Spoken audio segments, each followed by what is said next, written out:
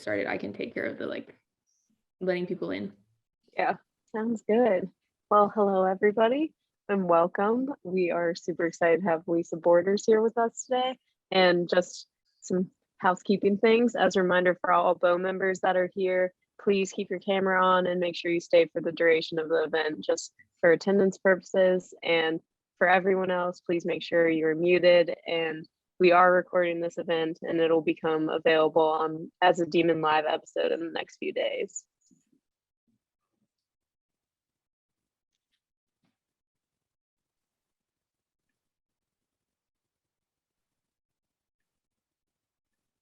Okay, Elizabeth is going to put a link to Poll Everywhere in the chat. So during the conversation between Elizabeth, Lisa, and myself, feel free to submit questions and vote on which ones you would like to hear an answer to. We are so excited to have Lisa Borders joining us tonight. Lisa has a wide breadth of experience as she has served as chair of the Coca-Cola Foundation and vice president of global community affairs at the Coca-Cola Company, as well as vice mayor of Atlanta and president of the city council. And what she's here to talk about today is her time as president of the WNBA. She's currently CEO of the LNB Group. Thank you, Lisa, for being with us. Alexis, I am just thrilled to be here with you and Elizabeth, all the business-oriented women, the Duke Sports Business Council, the entertainment and media arts folks, all you Dukies, just thrilled to be with you. So thanks for having me. Yes, of course, we're super excited. So I guess we'll start off with some of the questions that we have, but just remember, use that Poll Everywhere link if you want to submit a question too. But first, we just were wondering what led you to take on the role of president of the WNBA. We know that you became president of the W in 2016, which was a very pivotal year for our country. So how did that impact your goals when beginning this position? Yeah, that's a great question, Elizabeth. So let me start with the first question, like what brought me to the W? And I would tell you there are three things. The first would be my passion for helping disenfranchised groups. That's number one. Number two, the people who were involved. And number three, the platform of sports. So let me unpack that just a little bit. I have spent my entire professional life really in support of standing in solidarity with those groups and individuals who have been disenfranchised.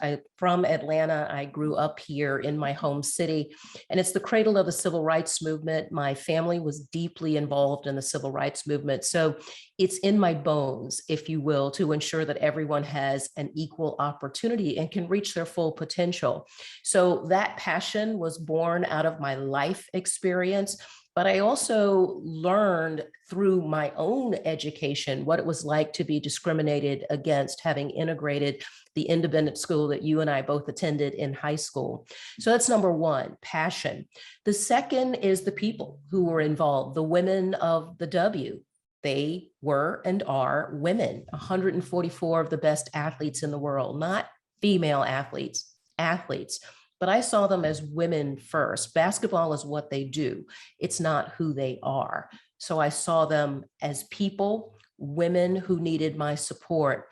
But also there was a personal relationship with Adam Silver, who we all know is also a Dukie and the commissioner of the NBA. And Adam asked me to take the job. Elizabeth, you don't tell Adam Silver no, in case y'all aren't clear about that. So people that were involved, the women and Adam. And finally, it'd be the platform of the WNBA. It's a professional sports league. There are two international languages in the world, sports and music. So this opportunity to use that platform to lever, to engage and to help support the women, and frankly, what Adam and his organization were trying to do was really something that was important to me. So that's what drove me there. 2016, yes, was a pivotal year, but frankly, it was just an inflection point. Lots of things that were happening in 2016, police brutality in communities of color. We have seen that historically in this country. You don't have to go back to the 17 or 18 or 1900s to see that. You can see it every day. Historically true, present day true. And in 2016, there were a couple of incidents, not as dramatically seen on video as the George Floyd situation that happened in 2020. But frankly, there were several African-American men who were killed in different places across the country. And Minnesota was one of the places. And that is the team that sort of was the tip of the spear when I came in 2016, who said, we're going to stand up for social justice. So 2016 happened to be an inflection point, is what I would call it. But it really was no different from what had happened previously, but it really caught the attention of the women who were playing in the W. Yeah, thank you for that, Lisa. So under your leadership, the WNBA saw immense growth that is still continuing today. And as you mentioned, you have a real passion for women, and you were involved with the W long before you even became president, as you helped facilitate the addition of the Atlanta Dream while you were working in the public sector in Atlanta. And then while you were president of the league, the Las Vegas Aces actually relocated to Las Vegas during your time there. So what aspects of the W do you think have helped the league grow so widely over the past decade? And what strategies did you use to help facilitate this growth? Yeah, that's a great question. And thank you for the historical arc of my own engagement with the W. So I would say there are three things about the attributes of the W and the players that really sort of drove the growth. Number one, let's just start with the competence, their skill, their ability to play sound, fundamental basketball. It is highly entertaining, and these women are incredibly talented. So let's just start there with their capability to play the game. They're competent in their core dynamic, right? That's number one. Then number two, these women are courageous. They play 6 months in the US, and then 80% of them play 6 months in international markets. Most Americans never leave their home city, county, or country. These women go to different continents. Did you hear me? Different continents. They learn how to count money and speak different languages and thrive in different cultures. So the courage that these women bring to the table to serve as global citizens, I think that's one of the attributes that helped bring the growth of the W to the fore. And then lastly, I would tell you their compassion for their fellow human beings, not just in the US, but all across the globe. Each of them has a home city where they've gone to high school. Each of them has an adopted city where they went to college. By the way, the W is the only professional league that requires its players to have 4 years post high school. The only one, male or female, just so we're clear. So they are educated, but they have compassion for those where they lived and people where they play, be it in the international markets or in the domestic markets. So how do you translate that into making the growth actually come to life? So there's a couple of things that I would say. Number one, you've got to acknowledge what has happened historically with women in particular. We've always been seen as an afterthought or a footnote in history, as opposed to an asset at the table. So that's number one. You got to know your history. The adage says, if you don't know your history, you're doomed to repeat it. Number one. Number two, you've got to address the problem at hand. And I was famous, Alexis, maybe even infamous for calling people out, calling what I saw as a problem, whether it was sexism, racism, xenophobia, you name it. I was like, that's not what's happening. This is what's happening. So acknowledging what has happened historically, addressing it, and then articulating in an unyielding fashion that this is not acceptable and it's not going to go down like this on my watch. So I was very clear about knowing my history, calling stuff out, and then standing firm. Adam used to say I stood on street corners with a bullhorn talking about the W. And to this very day, I still consider the women of the W my daughters. I have always said I have one biological son and 144 daughters. They are part of my family. They always will be. And so I stand in solidarity with them and in support of them all the time, not just when I was president, but all the time. That's really great to hear. And now a question more kind of based on the bow ladies. Yeah. Although the WNBA tends to have women in leadership roles, the sports industry overall is still very male dominated. And I know after the W, you left to be president of Time's Up, which for those of you who don't know, it's a nonprofit that's dedicated to creating safe work environments and equal opportunities for women. So based off of these experiences and any other experiences you may have had, what advice do you have for female identifying students and young professionals interested in working in the sports industry? Yeah, thank you for the question, Elizabeth, and for highlighting Time's Up and the work that they continue to try to do. I would tell you all that it's not just sports that's male dominated. The lion's share of businesses in every sector, public, private, or nonprofit, along with the disciplines. I've worked in healthcare, I've worked in sports, I've worked in consumer packaged goods. The lion's share of all of those environments is male dominated. It just is what it is, and it doesn't make it right. But this go back to my previous answer about knowing your history. Remember, women didn't have the right to vote until the 19th Amendment, right? We still don't have an equal rights amendment in this country. So we have been, in effect, behind the 8 ball, and that's just women. That doesn't even speak to people of color who were even further behind. But it was very intentional that we didn't stand shoulder to shoulder with our male counterparts. There was not good, I won't even call it collective wisdom. There was collective ignorance. Let me call it that. I don't want to call men stupid. Men are not stupid. Here's the thing. Stupid means you don't have the ability to process information. Ignorance means you have not been exposed. So I'm going to give our male counterparts the benefit of the doubt and say they had not been exposed to the brilliance of women and how much we could contribute. They weren't listening. As my grandfather used to say, God gave you 2 ears and 1 mouth for a reason. So you could listen twice as much as you talk. But the men didn't always do that. Let's just be clear. So I'm going to give them the benefit of the doubt. So what should women do? Number one, you got to keep showing up. I don't care if it's male dominated. You got to keep showing up, number one. Number two, you got to deliver results. At the end of the day, every job I've ever had, including at the W, I've been underestimated, and people have had preconceived notions about who I was, how smart I was, whether I was smart at all, whether I deserved to be at the table. It's happened everywhere I've ever been. And so the way to push back on that is not to scream and yell and have a tantrum. It's deliver results. Deliver, deliver, deliver.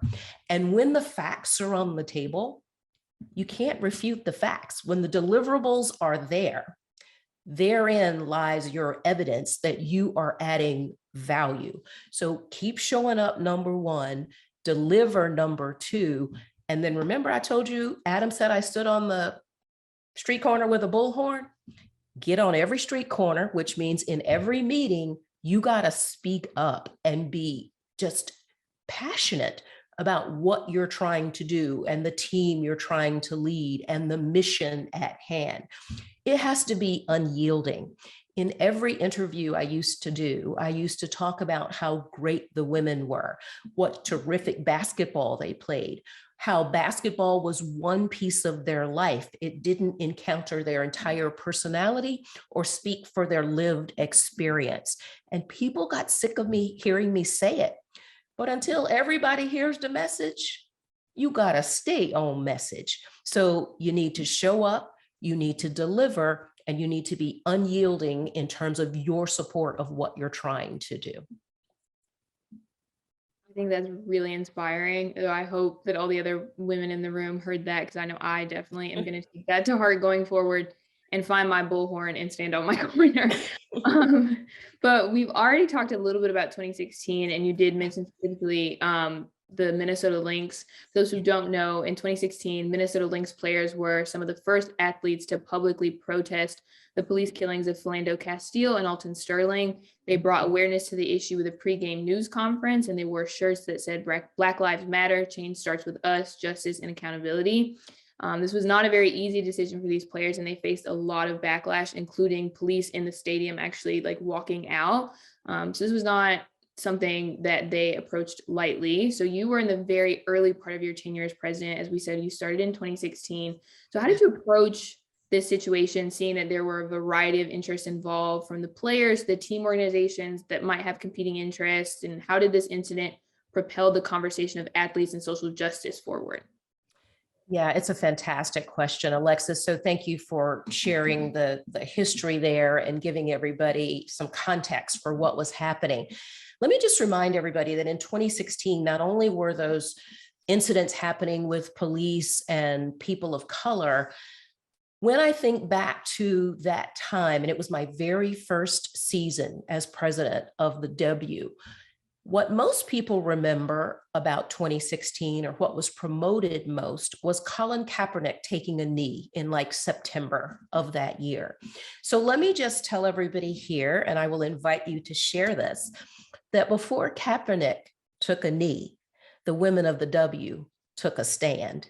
They were the ones who said, first, we're going to use this sports platform to share our perspective on what's happening in the world. And it's not right.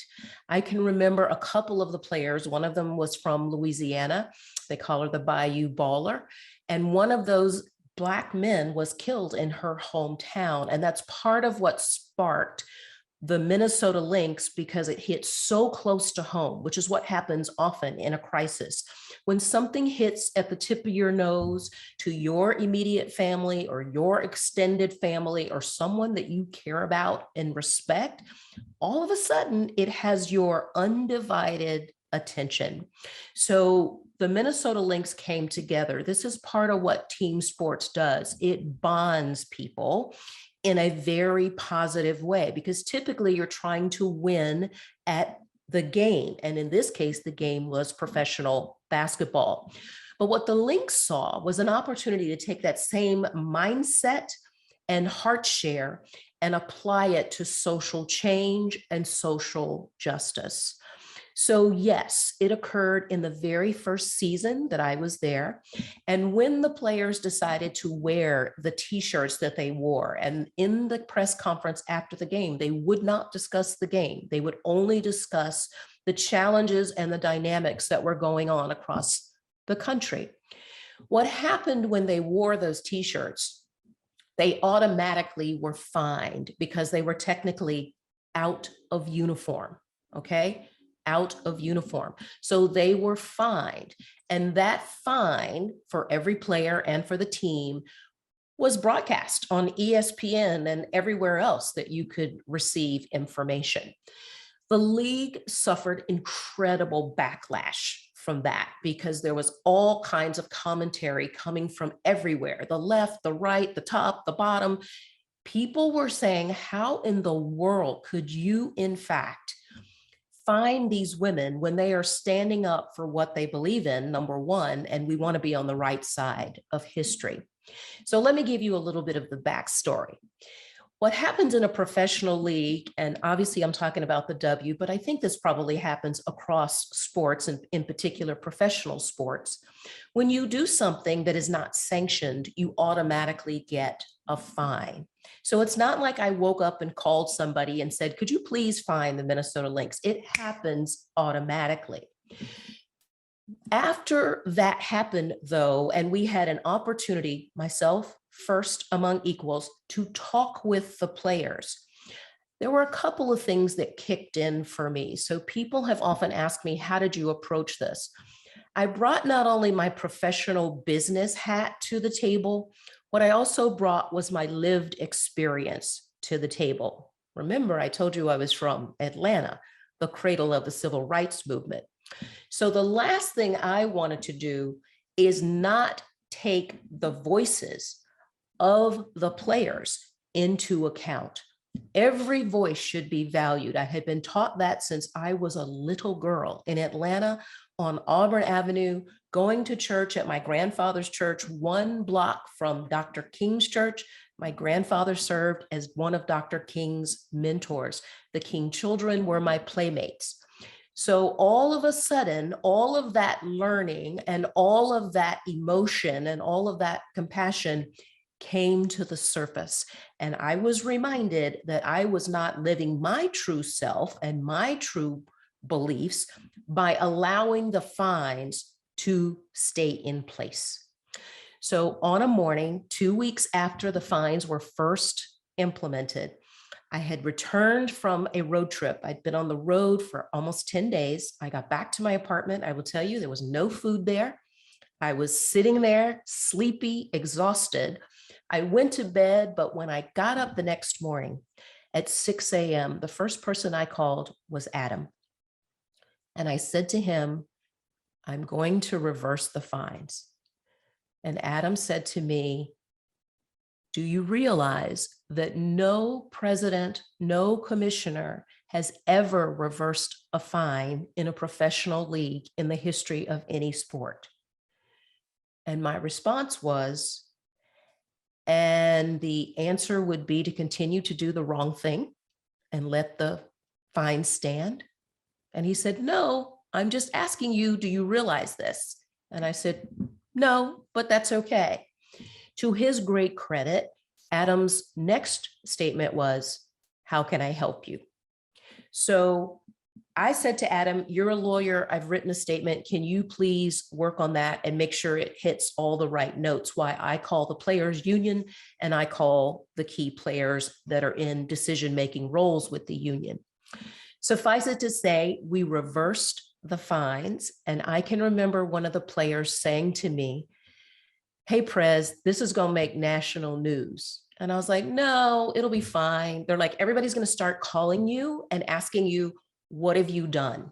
Because you will be the first to reverse yourself as the leader of a professional league. Now notice, Adam knew this, the players knew this, I didn't know this. Frankly, I didn't care. All right, she was right. I'm not going to tell you her name because she's often tell me, don't be putting that out there that I said that, but it's true. I'm the only former president now, but president then, who has ever reversed themselves in a professional league. And I reversed the fines. Yes, we made national news, and it was on the crawl at ESPN and CNN and Fox and everywhere. But the point of the story is this. The players took a stand and they stood united in support of social justice. The league in turn made a mistake initially, and I reversed that mistake. And so ultimately, my hope is that history will treat the league kindly and recognize that it took great courage to step up and say, the wrong thing was done, let's fix that. So my personal experience, my lived experience, along with my business experience, is really what drove my behavior, Alexis, during that 2016 encounter. But I would tell you, it was one of the hardest things I've ever done, just getting my head wrapped around everything that had happened, making the change, and then answering all the questions. And to this very day, I am still asked this question: how, why, when did you reverse yourself in 2016 and change the position of the league? It's really great to hear about the courage, both from your side and from the players' side too. And kind of shifting a little bit, I want to talk some about Duke, since you're a proud Duke alum and we love that. And I know Duke was a very different place when you went here, and I'm sure your experience was a lot different than what our current experience is. But with your role on the board of trustees, you're still very connected with our campus community. So yes. How did your time at Duke prepare you for the various roles you have taken throughout your career, and what made you decide to stay connected to Duke? Yeah, Elizabeth, that's a wonderful question as well. So let me just remind you guys that I finished Duke in 1979. So that's like 40 plus years ago. That's a generation and a half ago, but it's also about the midlife of Duke. Duke was about 55 years old when I was there. Duke, if you don't know this, will be 100 years old in 2024. Alexis was on a committee with me last year. We had the privilege of working together as we put together the Centennial Strategic Task Force Plan and invited the university to consider all perspectives as we look to celebrate our 100th anniversary.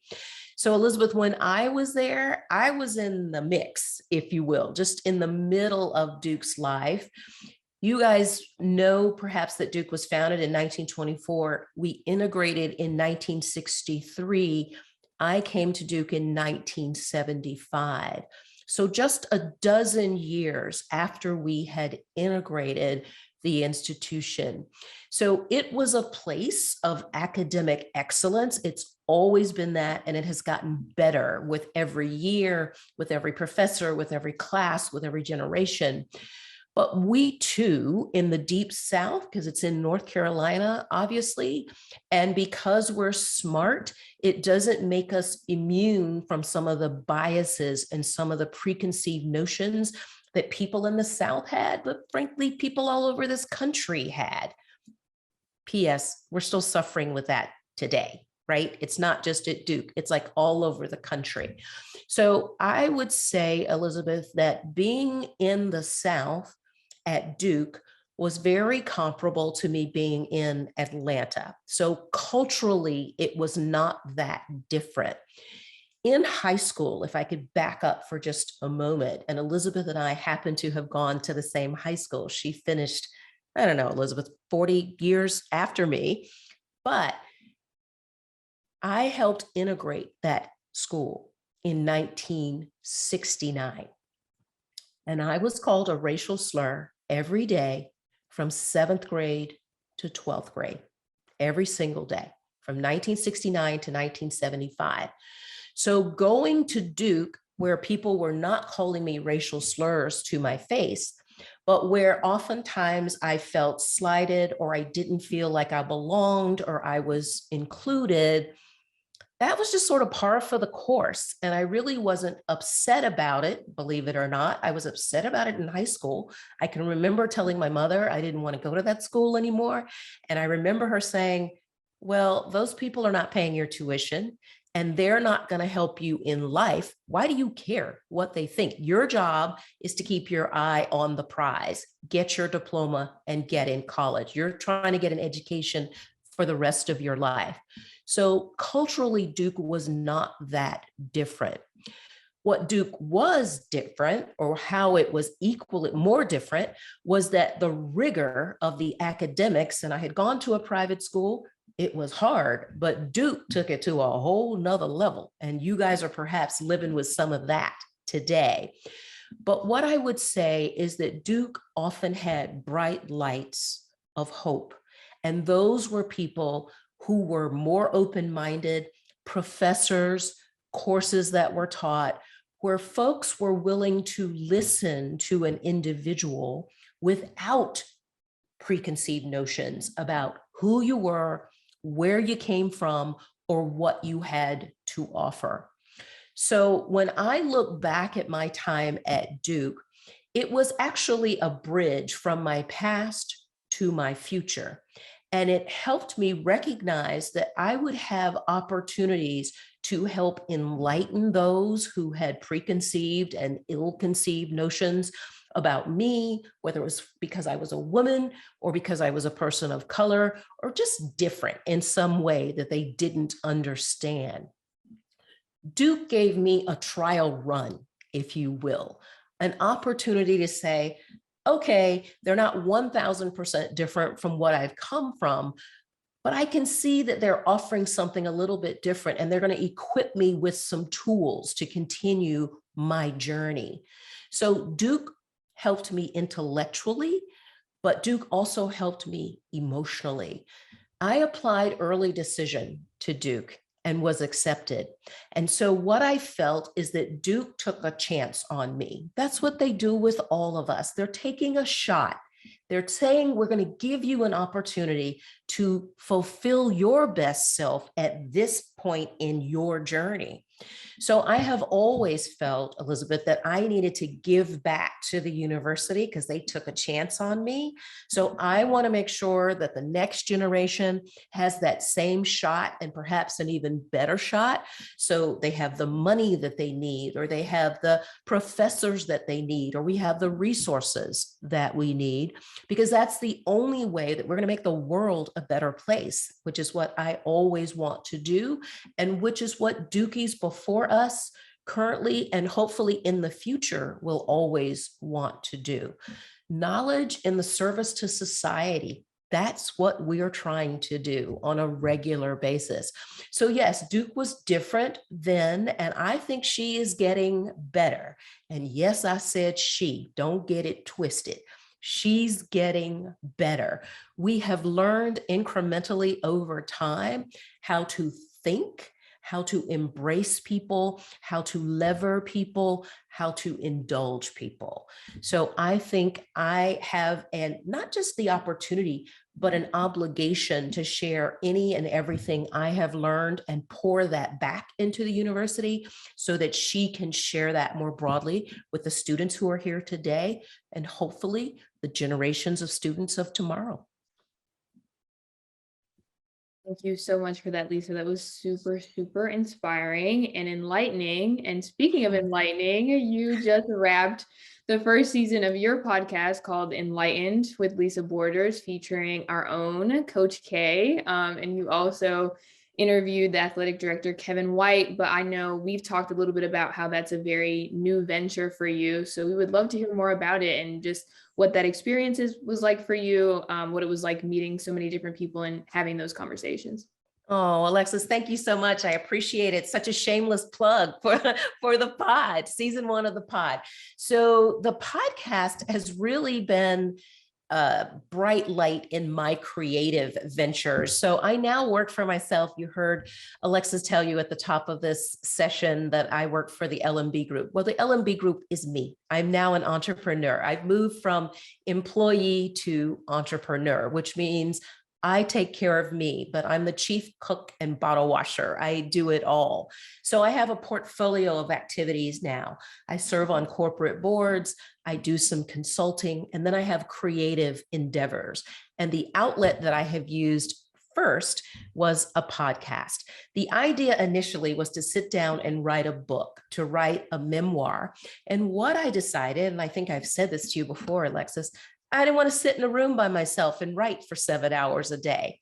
So I decided to start a podcast first so that I could reach out to folks in my network and beyond my network and learn from them and incorporate some of those learnings into who I'm still becoming on my personal and professional journey.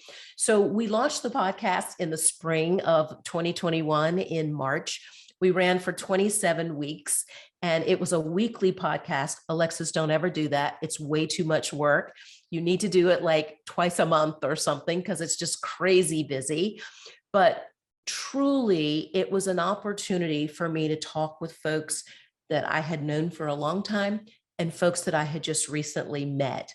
The title Enlightened really speaks to people's journeys, having one point of view, going through some experience, and coming out on the other side with an evolved or matured or more enlightened point of view, which I hope I have done my entire life, but the journey ain't over. Like, I'm not giving up yet, but I wanted to hear from other folks as well and hear what they'd been through and where they started and where they ended up.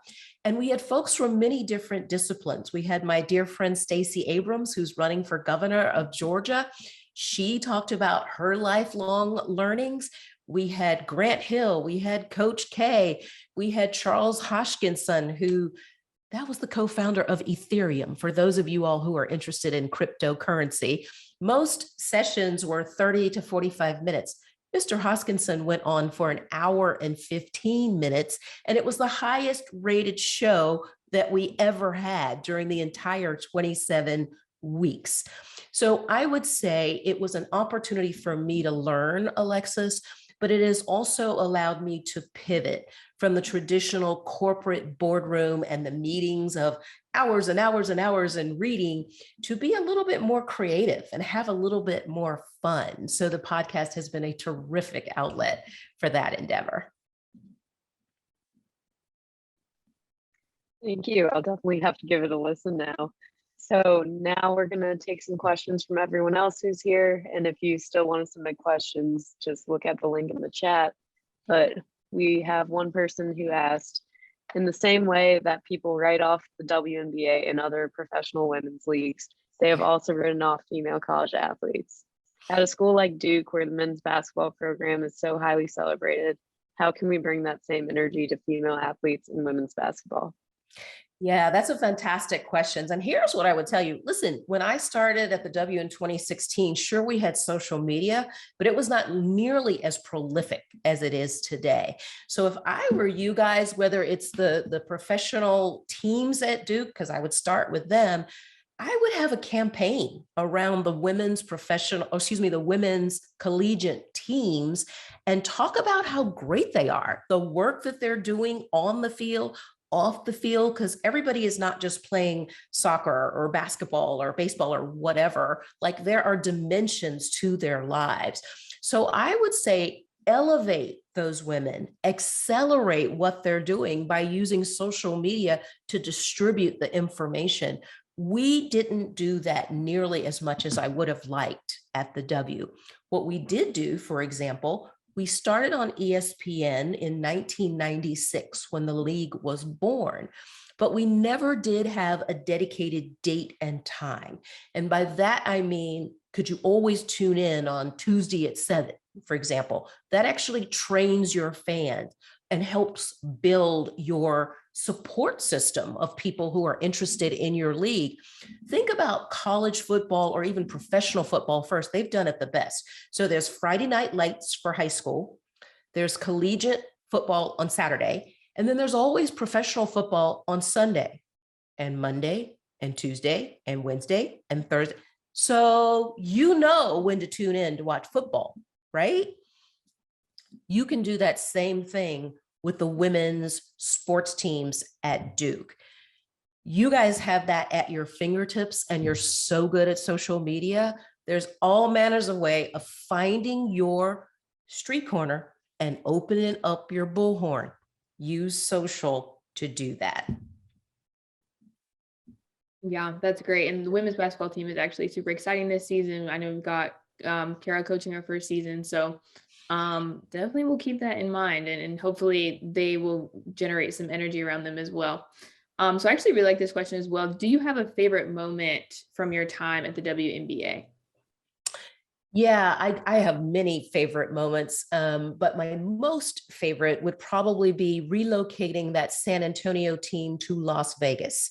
And the reason I say that, people often think Atlanta would be my greatest accomplishment. And I'm like, no, I'm from Atlanta, so that kind of doesn't count. I knew everybody here. It wasn't nearly as hard as perhaps people think. But what I thought about in relocating that team, we actually saved those women's jobs. There are 12 women on that team, and each of them is an employee of the team. Then you've got the coaching staff, you've got the training staff, you've got lots of people that you're supporting. But we moved a team from one market to another, and Las Vegas was trying to become a sports town. The Raiders had just moved there, and the ice hockey team was there. So I think they're called the Knights. I can't remember what they're called. But the point is, there was a strategic plan with the folks in Las Vegas who said, we want to be a sports town. And so we seized upon that. MGM was the organization that bought the Aces, and they weren't called the Aces. They had to get a new name and new colors and all of that when they moved to Las Vegas.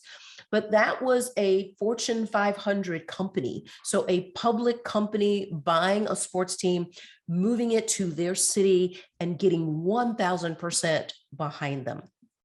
Today, Mark Davis, the guy who owns the former Oakland Raiders, now Las Vegas Raiders, is the owner of the Aces. So now there is a combination of men and women, and it's football and basketball. They also have hockey. So not only is Las Vegas a destination town for shows and great food and great entertainment, it has additional elements that it didn't have before. And so the W is a big piece of that mosaic in turning that city and in that jurisdiction, that geography, into a sports town.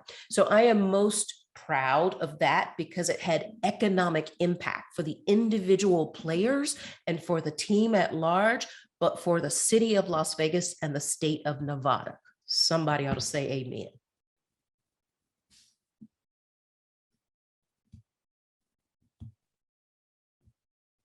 That is great to hear as well. So another question we have someone was wondering if from your experiences, do you have any advice on how to take care of mental health while in spaces where people are not always the most welcoming? Yeah, mental health is something that we didn't talk about a lot when I was at the W. We talked about it a teeny little bit. I think the person who has brought some of the greatest attention to mental health is Naomi Osaka, of course, when she said, all right, time out, right? Simone Biles, same thing. She's like, you know what? I'm not doing this right now. I can't handle it. So what I would tell you, and this I've started myself, and a woman that plays for the Washington Mystics, and she was the very first player I ever met with. She played with Chicago at the time, Elena Deladon. One of the things she talked about as a guest on my podcast was that she meditates on a regular basis. And that practice is something that grounded her and that centers her whenever she's nervous or whenever she's got too much going on, not to mention the adversity that might be encountered because people are throwing things at you. I don't mean physically, I mean emotionally and psychologically. Although if they're throwing things at you physically, you need to just like get up and move. But what Elena said to me was, it's an important practice to practice self-care. And oftentimes women in particular are taught to nurture, but we're not taught to navigate and negotiate life. We're taught to nurture our partners, our families, our siblings. And so we feel guilty when we are taking care of ourselves. Well, I'm also a big avid exercise person now, and I own a Peloton, and one of the instructors, Robin Arzon, always says, self-care is not selfish, it's sacred. I'm like, damn, girl, that's amazing.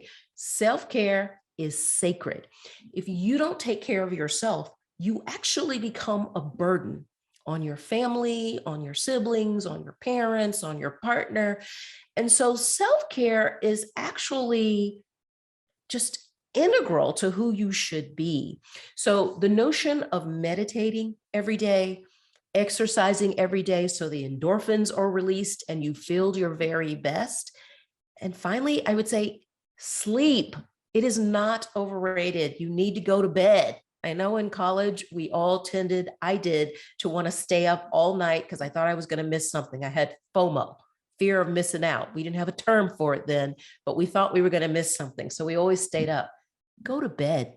Let your brain rest and rejuvenate. Let your body rest and rejuvenate. So the central theme there is self-care.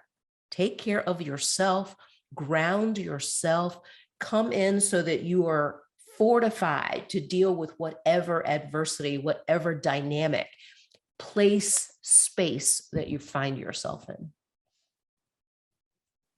Yeah, that was so great. I know I definitely will take that into consideration. I think we can all, especially like you said, women can be better about self-care and taking care of ourselves and putting ourselves first, especially with the demands of everything going on right now.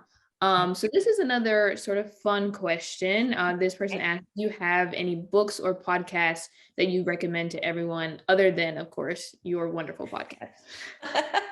Of course I do. So the first book that I would encourage you all to read is Point of Reckoning. I don't know if you guys can see that. Point of Reckoning. This is actually by a Duke author, Theodore Segal or Siegel, I think he pronounces it Siegel. He's a retired attorney, and it talks about the history of Duke and integration. And it talks about how Duke matured through that process and sort of where we are now. He finished in the class of 77, and this was supposed to be his master's thesis.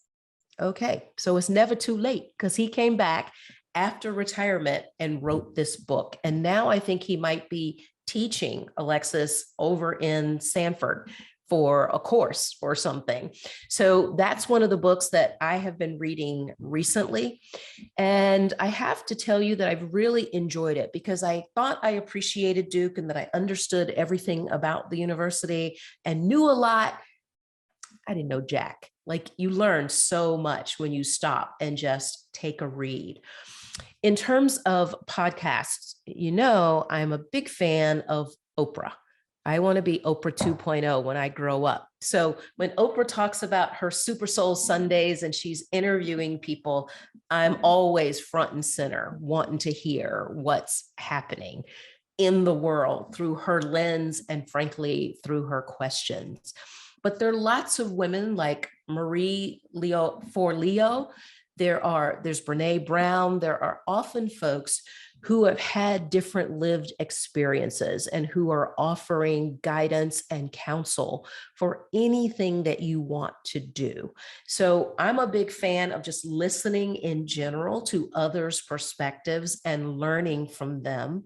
A couple of other books that I would mention, a book called Caste, by Isabel Wilkerson. And she talks about the caste system that we typically hear about in Asia and India, but we have economic caste systems right here in the US. So I love, love, love her book. And then for fun, Stacy has a novel out, While Justice Sleeps, and it is fantastic. And I say that not because she's my friend, but because she's a damn good writer. So I've just finished her book too. She's got a new one out called Stacy's Extraordinary Words, her first children's book. And I haven't read it yet, Alexis, but I'm gonna. I just received it yesterday. Thank you, Lisa. It's been great hearing about all of your experiences all across the board. It feels like you've done everything, but we'll be wrapping up the open Q&A portion of this event now. So I would love to extend a huge thank you to you, Lisa. We really appreciate your time being here tonight, and I hope you all enjoyed this event as much as we did. And thank you again, Lisa. I hope everyone has a great night. My pleasure. Devil forth.